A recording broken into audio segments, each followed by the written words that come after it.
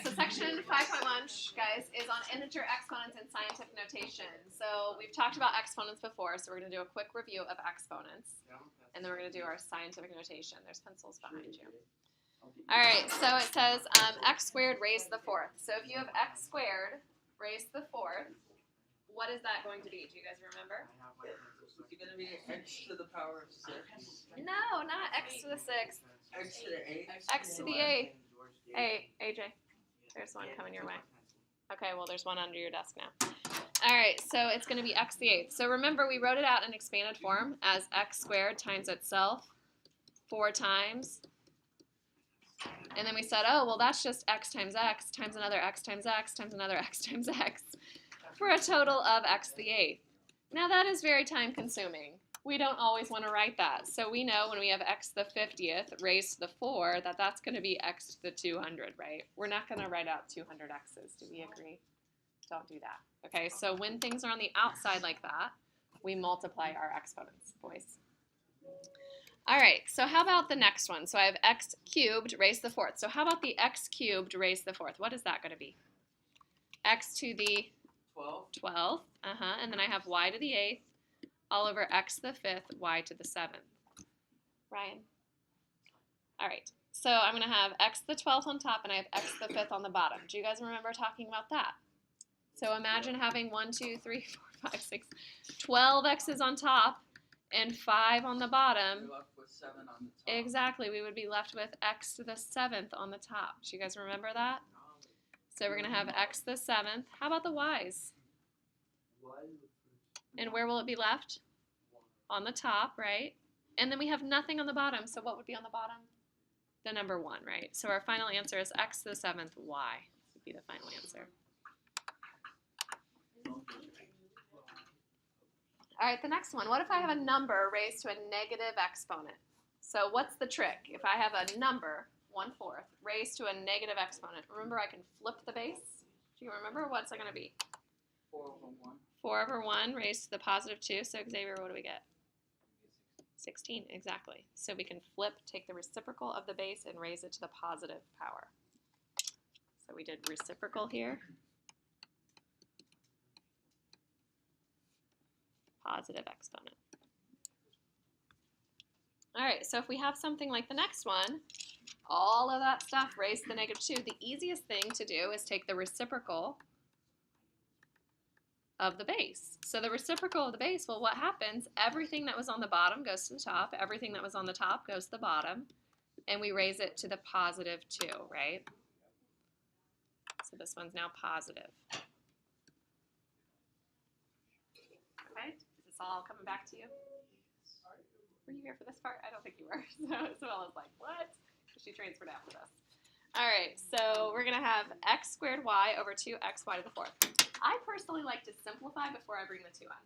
So if I'm simplifying, if I have x times x on top and I have an x on the bottom, I'm going to reduce out one of the x's, right?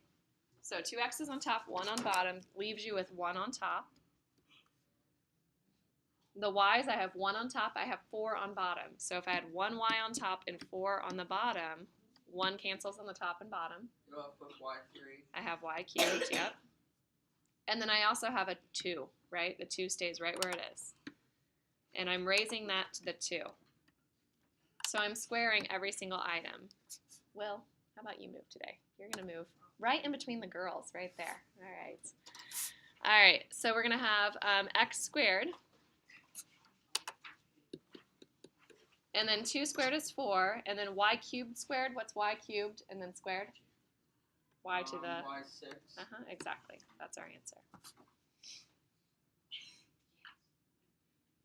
All right, exponents raised to the 0 power. Anything raised to the 0 power, what is all of this? 0. Nope. 1. It's 1. And the reason I gave you guys before is if you had something like x to the 5th over x to the 5th, we know that all of the x's would go away, right? So all of them cancel, all of them cancel. This is 1, which makes sense. Any number over itself, like 8 divided by 8, 7 divided by 7, that's all 1, right? But we also talked about the subtraction rule. So if I had x to the 5 minus 5, I subtract my exponents. What is 5 minus 5? It's 0, right? So that proves that x to the 0 should be the same as 1. Okay, so anything to the 0 power except for 0, Colin. I'm watching you. Thank you. Anything to the 0 power should be 1, right? 0 to the 0 is actually undefined. We don't say it's anything. All right, so all of that's 1, so I just have 2xy to the 5th. Done. That's my answer. All right, the next one. I have 2x to the negative 3 all over y to the negative 2 raised to 3. Do you guys remember what we did with negative exponents within the fraction? Flip them. What do you mean by that? You put the x's on the bottom and the y's on the top. So anything that has a negative exponent moves and becomes the positive exponent. Okay, anything that didn't have a negative exponent stays right where it is. Okay, so that 2, it didn't have any exponents on it, right? 2 is just how it is. So 2 is just exactly in the spot it was on. It was in the top, okay? My x to the negative 3 goes down and becomes x to the positive 3. My y to the negative 2 goes up and becomes y squared. I take all of that and I raise it to the positive 3, right? That 3 was on the outside. Now I bring that cubed into each thing. So 2 raised to the 3. 2 times 2 times 2, what is it? Nope. Sorry, 8. Y squared raised to the 3. Nope. Y to the 6. Yep. I know, so that brings up an interesting point because he was like, oh, 2 to the 3 is going to be 6, right? But it's not. 2 to the 3 is 2 times 2 times 2, right, which is 8. So why was y squared to the 3? Why was that not y to the 8th, right? 2 y squared to the 3. You would think 2 to the 3 would be 8, right? But it's not. Remember, we write it out. It's y squared times y squared times y squared, which was 6 y's lined up. So our rule is that we have multiplication like that, okay, when it's on the outside. So we're going to have y to the 6th, and then on the bottom, what do we get? X to the 9th, right? I always had a teacher who would say, clear as mud. And you're like, wait, mud's not clear. Is it becoming clearer than mud, possibly? We're getting there? Maybe? All right, so this next one. What was that in? The last one was 8 x or y to the 6th all over x to the 9th. So let's try the next one. We have lots of negatives. So, well, not lots of negatives. I guess not. Oh, wait, we already did this one, didn't we? Am I on the next one? Yeah. I need to get rid of that page. Are we on number 7? All right. So I have 3ab to the negative 5 over b squared. So the first thing we're going to take care of that is that negative 5, that b to the negative 5. So it's going to move and become b to the 5th on the bottom. So I rewrite, Ryan, so I have 3a over b squared, b to the 5th, and then all squared. I then combine terms, right? So on the bottom I have b squared times b to the 5th. So if I was writing it in expanded form, b times b, and then another b times b times b times b times b, how many b's would I have? Yeah? 10. Nope. 7. 7, So I'm going to have b to the 7th down there. Because we always think about that expanded form. And it's all squared. That's a 7. So if I have my 3 and I square it, 3 times 3 is 9. A and I square it. A times A is A squared. Put it away. B to the 7th squared. What's that going to be? 49. No. There's 14. Yep, so it would be b to the 7th times another b to the 7th. That's what a square means. 14. 14. So that's our answer. I know, you keep going back and forth between 49 and 14. Because b to the 7th times b to the 7th would be 7 b's, right? And another 7 b's. So how many would you have? You'd have a total of 14. Always think back to that expanded form. All right, next up. If we have any negative exponents, we're going to move their location. So this x to the negative 5 moves. Hey, come on in. I want to brag about, oh, you're fine. I was going to brag about you. Oh, okay. All right, here we go. So this next one. So we're going to take that x to the negative 5, and it's going to go down. So we're going to have 7 y to the 4th all over 28, x cubed and y to the 6th, right? Those ones are right where they were. And then this x to the 5th is on the bottom now. And now we're going to combine and simplify and so on before we square. Okay, so let's do the numbers first, because I don't want to do 28 squared. So how about the numbers? What do you think? What? Did you have a question? We're starting to combine the x's first. So let's combine the x's. Well, how many x's do we have on the bottom? 8. Yep, we have 8 x's on the bottom. How about these numbers? Numbers are just like normal fractions. If I had 7 over 28, how does that fraction reduce? 1 over 4. How about the y's? AJ, how about the y's? Y to the 4th on top, y to the 6th on the bottom. How many y's do I have? You put y squared on top. Oh, so close. Not on the top. On the bottom. So it would be negative. 4 minus You have 4 y's on top. 6 y's on the bottom.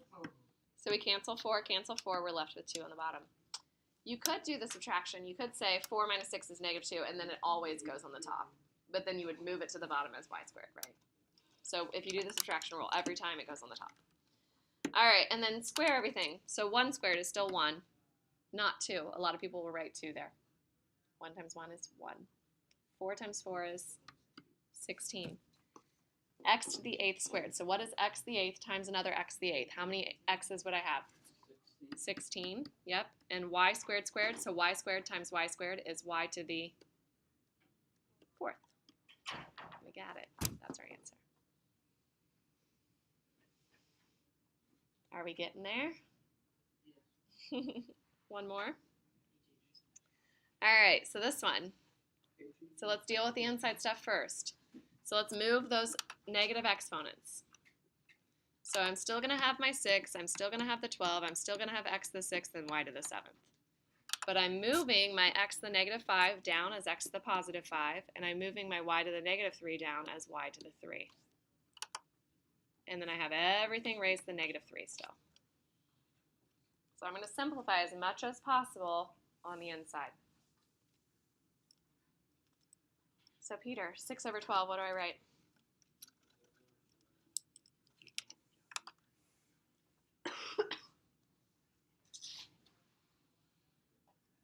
So 6 over 12 reduces. You got it? 6 over 12, what's it reduced to? 1 over 2, right?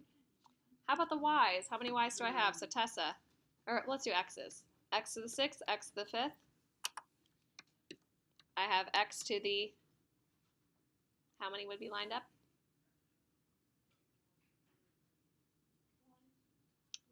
Close. 6 on the bottom and another 5 on the bottom. So how many total on the bottom? 11, yep. All right, Caitlin, how about the y's? Y to the 7th, y cubed. Y to the 10. And we're raising it all to the negative 3. Okay, have we done one like this before where it's all raised to the negative? Yeah, we talked about that. We said if I have all of something, this whole base, raised to a negative exponent, what do? I flip.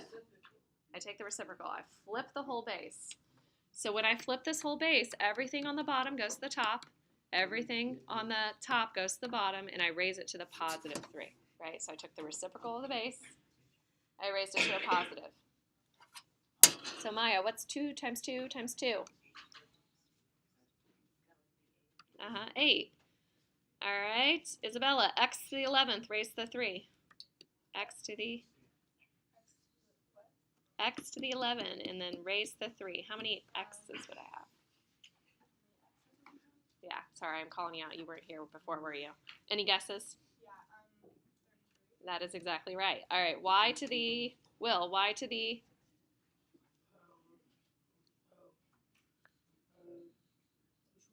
y to the 10th, raise the 3. Y to the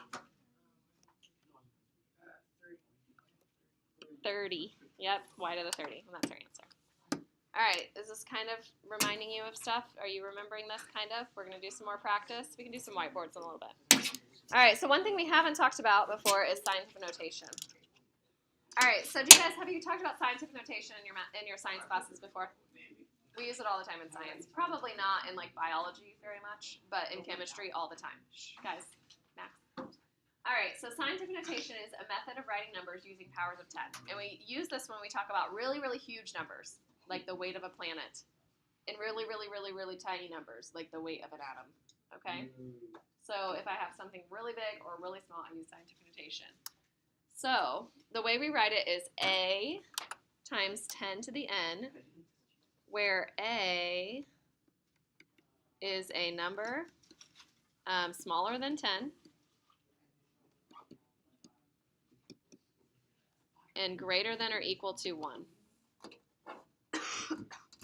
So basically it's a number with like one number before the decimal point, like 1.2, 9.832. Do you see what I'm saying? Like one number, then a decimal point. That number is never 0. It's not like 0.2. Okay, one number. 1, 2, 3. Okay, so it says changing numbers from scientific to standard. So big numbers have positive exponents, little numbers have negative exponents. So if you're thinking of like the weight of a planet, it's going to be a big positive exponent. If I'm talking about the weight of an atom, it's going to be a tiny negative exponent, okay? Or it's going to be a negative exponent. So that's what we're going to always remember. So a lot of teachers will say things like, move your decimal place to the right, move your decimal place to the left. But I personally think that that gets a little bit confusing for students, okay? Because it's the opposite on whether you're going scientific to standard or standard to scientific, okay? So when I see 1,300,000, do you think this is a pretty big number? I think it's a big number. It's going to have a positive exponent. So we're going to move our decimal place from here all the way over until I get one number and then a decimal place. Okay, so I'm going to move it. Have you guys done this before? Yes. 1, 2, 3, 4, 5, 6 places. So I get 1.3, and I moved it 6 places, so I say times 10 to the 6th. It's a positive exponent because it was a big number. All right, the next one, 250. It's not a tiny number, not like 0.0000, something like that, right? Is that times or x? It's times, like it's not an x, but a times. So on the font, like when you draw an x, it looks like that, like a variable. This is like a big x. Times 10 to. I'll just put it that. All right, so 250. So I'm going to move it over 2 places so that I get 2.5. And then times 10 to the, we moved it 2 places, so 10 to the 2. All right, the next number, tiny little number. It's a tiny decimal. Do you guys see? So when I write my times 10 to the something, it's going to be a negative exponent. So let's talk about how many times do we move it. So I go 1, 2, 3, 4, 5, 6, 7 places so that I get 5.6. Why could I not do like 0.56, like 0.56? Because I need that number to be greater than or equal to 1, right? And less than 10. So 5.6. And I moved it 7 places, so it's times 10 to the negative 7th. The next one is also a decimal. I just move it over 1 little place to get 3. I don't need to write 3.0. You can just write 3. So it's times 10 to the negative 1. Does that make sense? Do you guys remember those? You should have done it in pre-algebra, I would think. Yeah. You didn't do it? My pre-algebra teacher taught the class just like this. Good. Except it was all fill in. It was all fill in. This is fill in. Or we had to learn vocabulary. Whoa. All right, so here we go. 1, 2, 3, 4. So this is going to be 2.5 times 10 to the positive 4. How about you guys try the next 3? So try them.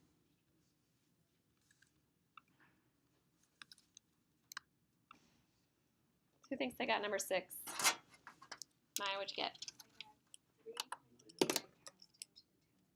Yep, did you guys get that? 3.89 times 10 to the 10.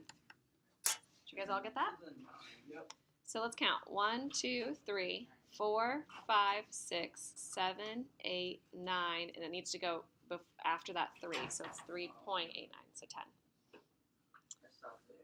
All right, next one is definitely a negative exponent. Do you guys see that? Because it's a tiny number, smaller than 1.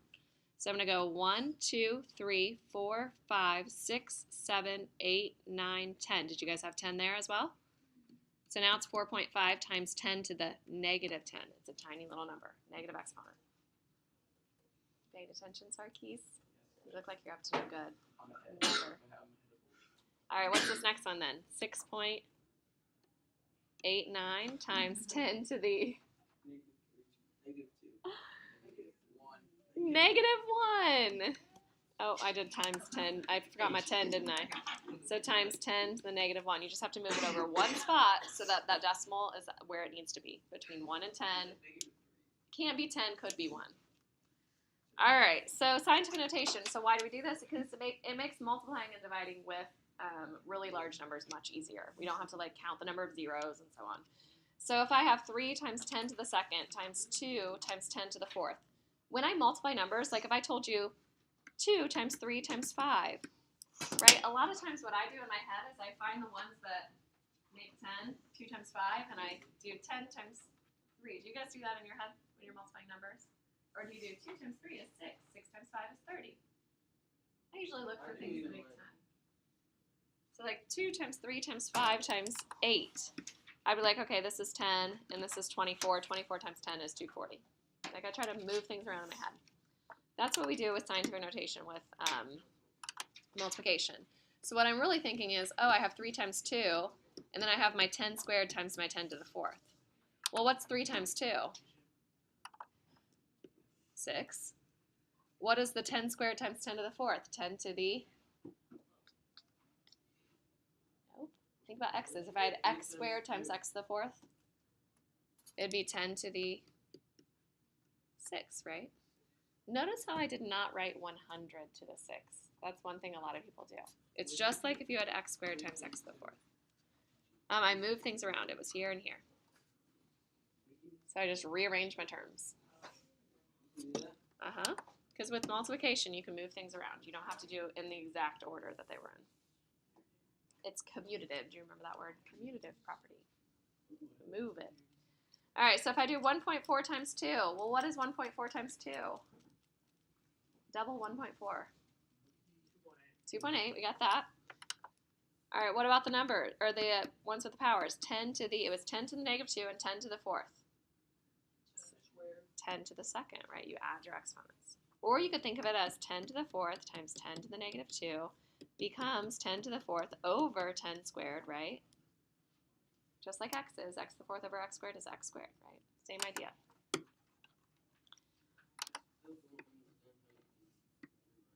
How you can move things around. So if I gave you a list of numbers like 4 times 3 times 5 times 8 times 2 times 5. Like, you don't have to multiply all those numbers. Like, I don't have to do 4 times 3 is 12, times 5 is 60, 60 times 8 is 240. I don't have to do it that way. I can kind of move things around and be like, oh, well, let's do 5 and 4 make 20, right? And then this makes 10, and then this is 24. So I have 200 times 24, right? So you can do it that way. You can move things around. That's all we're doing. We're just moving things around. Commutative property. All right, and then this next one, so 7.6, hang on guys, wait, sit. 7.6 times 2 is going to be 15.2 times 10 to the 20th. That now is not in scientific notation. Do we understand that that is not in scientific notation? Shh, Sarkis, look, I'm going to make you guys stay here like 5 minutes if you don't pay attention. All right, this is not in scientific notation. Why? Yeah, Xavier. That's what I'm going to do. It needs to be 1.52 times 10 to the something, right? So what I do, there's a couple different things you can do. Can you close that door, please? Is you can rewrite this one as 1.52 times 10 to the first, and then multiply by the 10 to the 20th, so you can see it's 10 to the 21st. Or you can imagine in your head, you can say, oh, I had 15.2 times 10 to the 20th, so I'm going to move this out 20 places. How many places would I have to bring it back to put it in the right spot? I'd have to bring it back one more, right? 21. Does that make sense?